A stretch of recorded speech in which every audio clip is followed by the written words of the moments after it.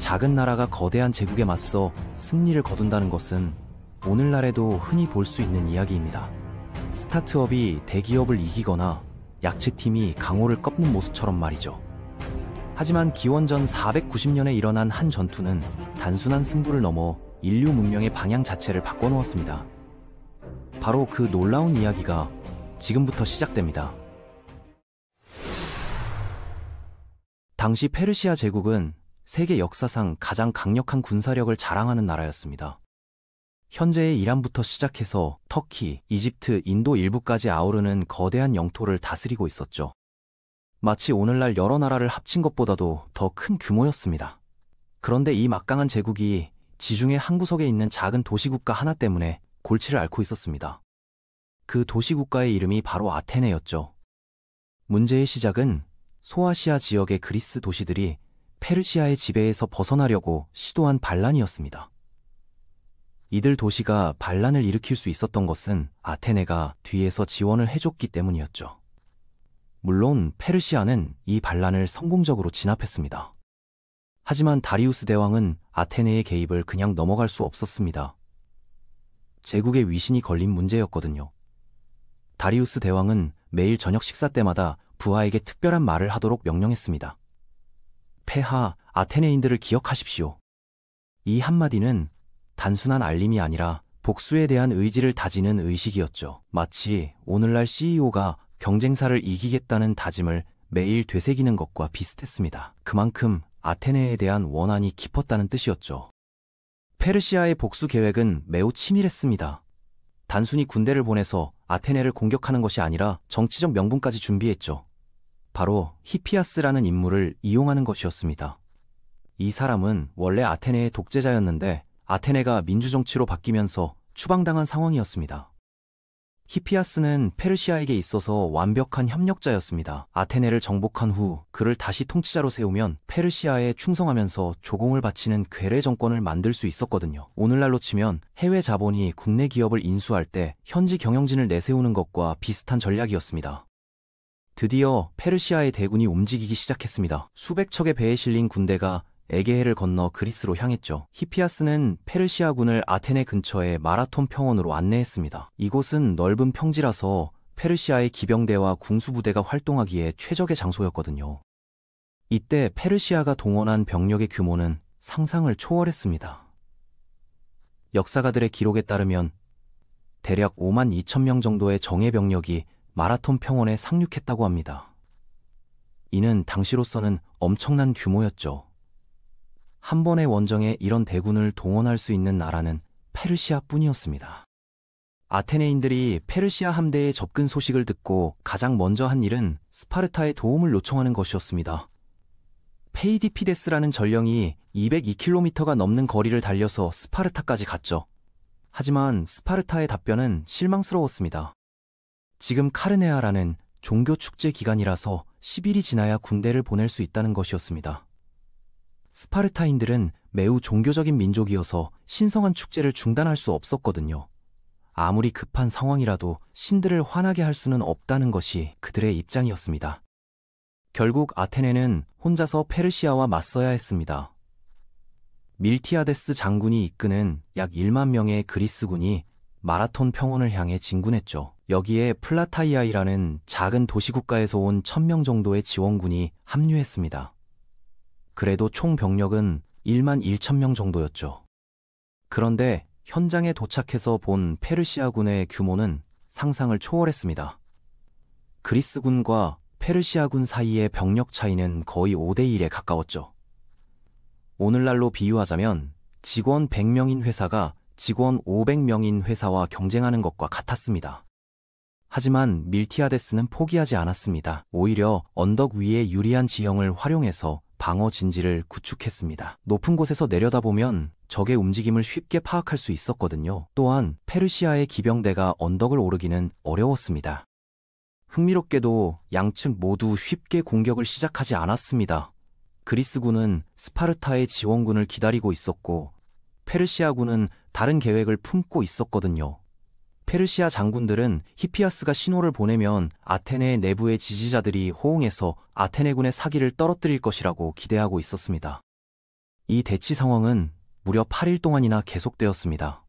양쪽 군대가 서로를 바라보며 눈치를 보고 있었던 것이죠.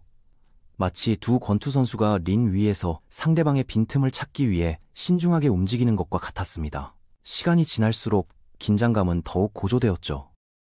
이 기간 동안 아테네 시내의 상황은 매우 절망적이었습니다. 젊은 남성들이 모두 전장으로 나간 상태였거든요. 남아있는 것은 어린 아이들과 여성들, 그리고 노인들 뿐이었죠. 여성들은 아테나 여신과 승리의 여신인 니케에게 간절히 기도를 올렸습니다. 만약 전투에서 패배한다면 차라리 죽음을 택하라는 지시까지 받은 상황이었거든요. 페르시아가 승리하면 아테네의 모든 남성은 노예가 되고 여성들은 하렘으로 끌려갈 것이 뻔했습니다. 자유로운 아테네 시민으로 살던 사람들에게는 죽음보다 못한 운명이었죠. 며칠이 지나도록 아무런 움직임이 없자 페르시아군은 새로운 전략을 실행에 옮겼습니다. 전체 병력을 둘로 나누어서 2만 명 정도를 다시 배에 태운 것이죠. 이들 중에는 페르시아군의 핵심 전력인 기병대도 포함되어 있었습니다. 계획은 간단했습니다. 3만 명 정도의 병력으로 그리스군을 견제하는 동안 나머지 2만 명이 바다로 돌아가서 무방비 상태인 아테네 시내를 직접 공격하는 것이었죠. 이렇게 되면 그리스군은 뒤에서 공격받는 상황이 되어 완전히 포위될 수밖에 없었습니다. 밀티아데스는 페르시아군의 움직임을 주의 깊게 관찰하고 있었습니다. 오랜 군사 경험을 통해 적의 의도를 파악하는 능력이 뛰어났거든요. 그런데 놀라운 사실을 발견했죠. 페르시아의 기병대가 배에 올라탔다는 것이었습니다. 이것은 그리스군에게 절호의 기회였습니다. 기병대가 없다면 페르시아군의 전력이 크게 약화되거든요. 특히 넓은 평지에서 벌어지는 전투에서 기병대는 결정적인 역할을 합니다.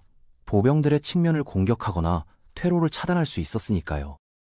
하지만 여전히 상황은 불리했습니다. 기병대가 빠졌다고 해도 페르시아군은 3만 명이었고 그리스군은 1만 1천 명에 불과했으니까요. 그럼에도 불구하고 밀티아데스는 대담한 결정을 내렸습니다. 안전한 방어 진지를 버리고 공격에 나서기로 한 것이죠. 이 결정은 정말 위험한 도박이었습니다. 실패하면 그리스군이 전멸할 수도 있었거든요. 하지만 밀티아데스는 지금이 아니면 기회가 없다고 판단했습니다. 페르시아의 2차 공격대가 아테네에 도착하기 전에 1차 공격대를 격파해야만 했죠. 밀티아데스의 전술은 매우 창의적이면서도 위험한 것이었습니다. 페르시아군의 긴 대열에 맞서기 위해 그리스군도 전선을 길게 늘였는데 이 과정에서 중앙 부분을 의도적으로 약하게 만들었습니다. 대신 정예 병력들을 좌우 측면에 배치했죠. 마치 오늘날 축구에서 윙어를 강화하고 중앙 미드필더를 줄이는 것과 비슷한 전략이었습니다. 이 전술의 핵심은 측면 부대로 적의 양쪽 끝을 공격해서 승리한 다음 중앙에서 고전하고 있는 아군을 도와주는 것이었습니다. 성공하면 페르시아군을 포위할 수 있지만 실패하면 그리스군이 산산조각 날 수도 있는 모험이었죠. 특히 중앙 부대가 너무 일찍 무너지면 전체 전선이 붕괴될 위험이 있었습니다. 하지만 밀티아데스는 자신의 병사들을 믿었습니다. 그런데 공격을 시작하기 전에 또 다른 문제가 있었습니다. 바로 페르시아의 궁수들이었죠. 이들은 200m 거리에서도 치명적인 화살을 쏠 수 있었습니다. 그리스군이 일반적인 속도로 행진한다면 오랫동안 화살 세례를 받아야 했죠. 마치 총알이 빗발치는 곳을 천천히 걸어가는 것과 같았습니다. 방패로 막을 수 있는 화살의 수에는 한계가 있었거든요. 더군다나 페르시아 궁수들의 실력은 세계 최고 수준이었습니다. 한 번에 수천 개의 화살이 하늘을 뒤덮을 수 있었죠. 밀티아데스는 이 문제를 해결하기 위해 전쟁사에 길이 남을 명령을 내렸습니다. 마지막 200m 구간을 전력으로 달려서 돌파하라는 것이었죠. 30kg이 넘는 무거운 갑옷과 무기를 착용한 상태에서 말입니다. 오늘날로 치면 완전 무장한 군인이 200m 달리기를 하는 것과 같았습니다. 하지만 이것만이 화살의 피해를 최소화하면서 적진에 도달할 수 있는 유일한 방법이었죠. 그리스 병사들은 이 무모해 보이는 명령을 기꺼이 받아들였습니다. 기원전 490년 9월의 어느 아침, 드디어 운명의 전투가 시작되었습니다. 그리스군이 전투 구호를 외치며 페르시아군을 향해 돌진했죠. 엘렐레이라는 외침이 평원 전체에 울려 퍼졌습니다. 이는 그리스군의 전통적인 승리의 함성이었죠. 페르시아군은 그리스군이 자신들을 향해 달려오는 모습을 보고 깜짝 놀랐습니다. 이런 공격 방식은 당시로서는 전혀 상식적이지 않았거든요. 보병이 중장비를 착용한 채로 달리면서 공격한다는 것은 상상할 수 없는 일이었습니다. 페르시아 장군들은 처음에는 그리스군이 미쳤다고 생각했습니다. 하지만 곧 이것이 계산된 전술이라는 것을 깨달았죠. 하지만 이미 늦었습니다. 그리스군은 예상보다 훨씬 빨리 페르시아 진영에 도달했거든요. 하지만 이 기습적인 돌격 덕분에 그리스군은 화살의 피해를 최소화할 수 있었습니다. 페르시아 궁수들이 제대로 조준해서 쏠 시간이 없었거든요. 순식간에 양군이 맞붙게 되었고 이제는 근접전이 시작되었습니다. 드디어 양군이 맞붙었습니다. 창과 검이 부딪히는 소리가 평원 전체에 울려 퍼졌죠. 처음에는 그리스군이 선전했습니다. 비록 중앙 부분이 약하게 설계되었지만 그래도 페르시아군의 첫 공격을 막아낼 수 있었거든요. 그리스 병사들의 장비는 페르시아 병사들보다 훨씬 우수했습니다. 청동으로 만든 갑옷과 방패, 그리고 긴 창이 근접전에서 큰 위력을 발휘했죠. 반면 페르시아 병사들은 주로 활과 투창에 의존했기 때문에 근접전에서는 상대적으로 불리했습니다. 하지만 시간이 지나면서 상황이 바뀌기 시작했습니다. 페르시아군의 압도적인 병력 우위가 점점 드러나기 시작한 것이죠. 특히 그리스군의 중앙 부분이 위험해졌습니다. 의도적으로 약하게 만들어진 부분이었지만 그래도 너무 일찍 무너지면 안 되었거든요. 페르시아의 다티스 장군은 승리가 눈앞에 다가왔다고 판단하고 공격을 더욱 강화했습니다. 정예 불사대를 중앙으로 투입해서 그리스군의 방어선을 뚫으려고 했죠. 그리스군의 중앙 대열이 거의 붕괴 직전까지 갔습니다. 바로 이때 밀티아데스의 전술이 빛을 발했습니다. 양쪽 측면에서 싸우던 그리스 정예군이 페르시아군을 격파하는 데 성공한 것이죠. 아테네의 최고 전사들과 플라타이아의 병사들이 페르시아군의 측면을 완전히 붕괴시켰습니다. 그리고 즉시 중앙으로 이동해서 위기에 빠진 동료들을 구원했습니다. 마치 양쪽에서 동시에 조이는 집게와 같았죠. 이제 페르시아군은 앞에서는 그리스군의 중앙 부대가 양쪽에서는 측면 부대가 압박해오는 삼면 포위 상황에 빠졌습니다. 갑자기 페르시아군은 세 방향에서 공격을 받게 되었습니다. 이는 페르시아 장군들이 전혀 예상하지 못한 상황이었죠. 수많은 전쟁을 치러본 그들도 이런 전술은 처음 경험해봤습니다. 질서정연했던 페르시아군의 대열이 흔들리기 시작했습니다. 그리스군의 포위 공격이 성공하면서 전세는 완전히 역전되었습니다. 페르시아 병사들이 하나둘씩 쓰러지기 시작하더니 곧 수백 명, 수천 명이 전사했습니다. 이제는 전투라기보다는 일방적인 학살에 가까웠죠. 페르시아군은 질서를 잃고 혼란에 빠졌습니다. 특히 페르시아의 다티스 장군과 아르타 페르네스 장군이 부상을 당하면서 페르시아군의 지휘체계가 완전히 마비되었습니다. 장군들이 쓰러지자 병사들은 누구의 명령을 따라야 할지 몰라서 우왕좌왕했죠. 이는 그리스군에게 더욱 유리한 상황을 만들어줬습니다.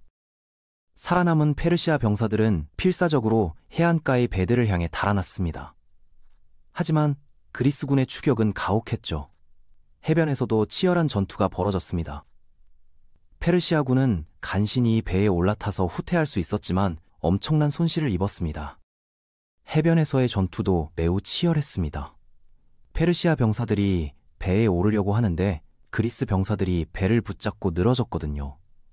이 과정에서 그리스의 용장 키네기로스가 페르시아 배를 붙잡고 놓지 않다가 손목이 잘리는 사건도 있었습니다. 전투 결과는 믿기 어려울 정도였습니다. 페르시아군은 약 6,400명이 전사했지만 그리스군의 전사자는 겨우 192명에 불과했거든요.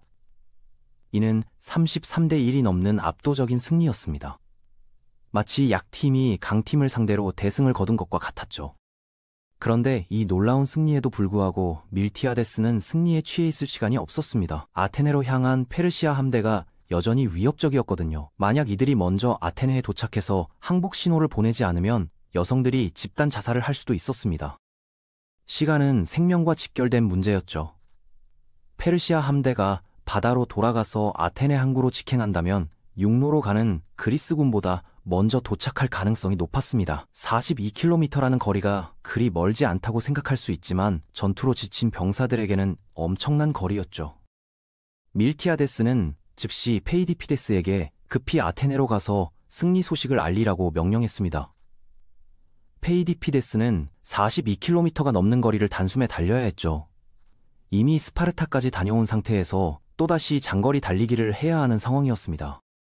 페이디피데스는 온 힘을 다해 달렸습니다. 아테네 시민들의 생명이 자신의 발걸음에 달려있다는 것을 알고 있었거든요. 산길을 넘고 계곡을 건너면서 그는 계속해서 달렸습니다. 숨이 차고 다리가 아파도 멈출 수 없었죠. 조국과 동족의 운명이 걸린 문제였으니까요. 마침내 아테네 중앙광장에 도착한 그는 마지막 힘을 짜내어 외쳤습니다. 네니케카멘, 우리가 승리했습니다. 그리고 그 자리에서 쓰러져 숨을 거뒀습니다. 그의 희생 덕분에 오늘날 마라톤 경기가 42.195km로 정해진 것이죠. 페이디피데스의 죽음은 그리스 전체에 큰 충격을 주었습니다. 하지만 그의 희생은 헛되지 않았죠. 승리 소식을 들은 아테네 시민들은 환호했고 집단 자살이라는 최악의 상황은 피할 수 있었습니다. 그의 이름은 영원히 기억될 영웅이 되었죠. 한편 그리스군도 승리의 여운에 젖어 있을 여유가 없었습니다. 아직 전투가 완전히 끝난 것이 아니었거든요. 밀티아데스는 지친 병사들을 이끌고 급히 아테네로 향했습니다. 페르시아 함대보다 먼저 도착해서 도시를 방어해야 했죠. 그리스군의 강행군은 정말 고달팠습니다. 하루 종일 치열한 전투를 벌인 후에 42km를 더 행군해야 했거든요. 하지만 병사들은 불평하지 않았습니다. 조국을 지키겠다는 의지가 피로를 이겨냈죠. 마침내 해가 질 무렵 그리스군은 아테네에 도착했습니다. 페르시아 함대가 아테네 항구에 도착했을 때 그들이 본 것은 예상과 전혀 다른 광경이었습니다. 마라톤에서 전멸했을 것이라고 생각했던 그리스군이 멀쩡히 항구를 지키고 있었거든요. 더군다나 이들의 사기는 하늘을 찌를 듯 높았습니다. 페르시아의 함대 사령관은 더 이상 승산이 없다고 판단했습니다. 육상에서 대패한 상황에서 해상에서만으로는 아테네를 정복할 수 없었거든요. 게다가 그리스군은 승리의 기세를 몰아 더욱 용맹하게 싸울 것이 뻔했습니다. 결국 페르시아 함대는 돛을 올리고 고국으로 돌아갔습니다. 그리스의 승리 소식이 전해지자 아테네 시민들은 환호했습니다. 신들에게 감사를 표하기 위해 특별한 축제가 열렸죠. 아테나 여신과 승리의 여신 니케에게 바치는 제사가 성대하게 거행되었습니다. 또한 파르테논 신전 건설 계획이 본격적으로 논의되기 시작했죠. 이 신전은 아테나 여신에게 바치는 것으로 그리스 건축의 걸작품이 되었습니다. 오늘날에도 아크로폴리스 언덕 위에서 그 위용을 자랑하고 있죠. 마라톤 전투의 승리가 없었다면 이런 위대한 건축물도 존재하지 않았을지도 모릅니다. 카르네아 축제가 끝나고 뒤늦게 도착한 스파르타군은 전투 결과에 깜짝 놀랐습니다. 그들은 마라톤 평원을 둘러보며 페르시아 병사들의 시체 더미를 확인했죠. 그리고 그리스 세계에 새로운 강자가 등장했음을 인정할 수밖에 없었습니다. 스파르타 왕 클레오메네스는 밀티아데스의 전술적 천재성에 감탄했습니다. 자신들도 페르시아와 맞서 싸울 각오는 되어 있었지만 이렇게 압도적인 승리를 거둘 수 있을지는 의문이었거든요. 아테네가 그리스의 새로운 맹주로 떠오르는 순간이었죠. 마라톤 전투의 승리는 단순한 군사적 성과를 넘어서는 의미를 가졌습니다. 이 승리로 인해 그리스의 민주주의와 철학, 예술이 꽃필 수 있는 토대가 마련되었거든요. 만약 페르시아가 승리했다면 서구 문명의 뿌리 자체가 달라졌을지도 모릅니다. 페르시아의 전제 정치가 그리스 전체를 지배했다면 소크라테스나 플라톤 같은 철학자들도 나타날 수 없었을 것입니다. 민주주의를 바탕으로 한 자유로운 사고와 토론 문화가 억압받았을 테니까요. 연극과 조각, 건축 등 그리스 예술도 꽃피우지 못했을 겁니다. 더 놀라운 것은 이 모든 일이 단 하루 만에 벌어졌다는 점입니다. 아침에 시작된 전투가 저녁에 끝났고 그 결과로 세계사의 흐름이 바뀌었죠. 작은 도시국가가 거대한 제국을 상대로 거둔 승리는 후대에 무수한 영감을 주었습니다. 로마의 역사가들도 마라톤 전투를 매우 높게 평가했습니다. 심지어 로마가 최고 전성기를 누리던 시절에도 그리스의 이 승리만큼은 찬사를 아끼지 않았죠. 작은 나라가 큰 나라를 이길 수 있다는 희망을 보여준 역사적 사건이었습니다. 오늘날에도 마라톤 전투는 여러 교훈을 주고 있습니다. 불리한 상황에서도 창의적인 전략과 강인한 의지로 승리할 수 있다는 것, 자유를 위해 싸우는 사람들의 힘이 얼마나 강한지 보여주는 사례죠. 페이디피데스의 마지막 달리기는 희생정신의 상징이 되어 전 세계 마라톤 대회로 기억되고 있습니다. 이 위대한 승리는 그리스 역사뿐만 아니라 인류 문명사에서도 중요한 전환점이 되었습니다. 동양의 전제정치와 서양의 민주정치가 충돌했을 때 민주정치가 승리했다는 상징적 의미를 가지고 있거든요. 그 여파는 지금까지도 계속되고 있습니다. 다음 시간에는 이 전투 이후 새로운 시대를 연 그리스의 또 다른 이야기를 만나보시죠.